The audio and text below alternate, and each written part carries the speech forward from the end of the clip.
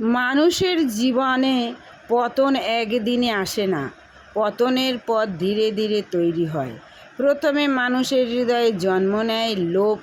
সেই লোভ তাকে এমন কিছুর দিকে টেনে নিয়ে যায় যা তার নয়, যা তার প্রয়োজন নয়, কিন্তু সে তা পাওয়ার জন্য অস্থির হয়ে ওঠে। লোভ মানুষের চোখকে অন্ধ করে দেয়, বিবেককে দুর্বল করে দেয় এবং সত্য ও ন্যায়ের পথ থেকে দূরে সরিয়ে দেয়। লোভ যখন হৃদয়ে স্থান পায় তখন মানুষ পাপের দরজায় সামনে এসে দাঁড়ায়।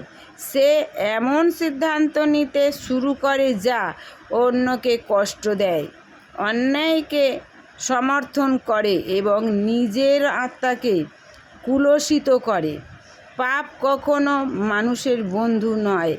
পাপ প্রথমে আনন্দের প্রতিশ্রুতি দেয়, কিন্তু শেষে যন্ত্রণা, অশান্তি এবং শূন্যতা উপহার দেয়।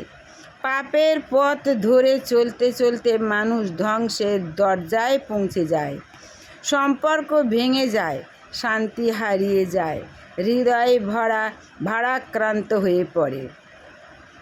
মানুষ বাইরে থেকে যতই শক্তিশালী দেখাক না কেন, ভিতরে ভিতরে সে ভেঙে পড়তে থাকে। পাপের ফল একদিন না একদিন প্রকাশ পায়, কারণ সত্যকে চিরকাল লুকিয়ে রাখা যায় না। আর ধ্বংসের পথ শেষ পর্যন্ত মানুষকে অনন্ত বিচারের সামনে দাঁড় করায়।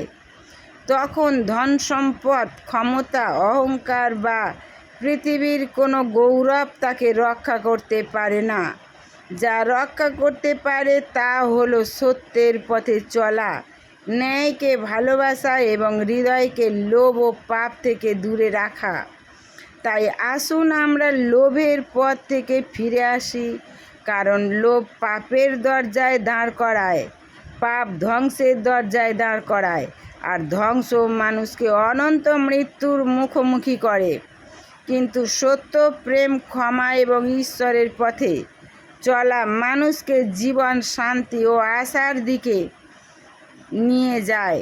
যে হৃদয়ে সত্যকে গ্রহণ করে সে ধ্বংসের নয়, জীবনের পথ খুঁজে পায়।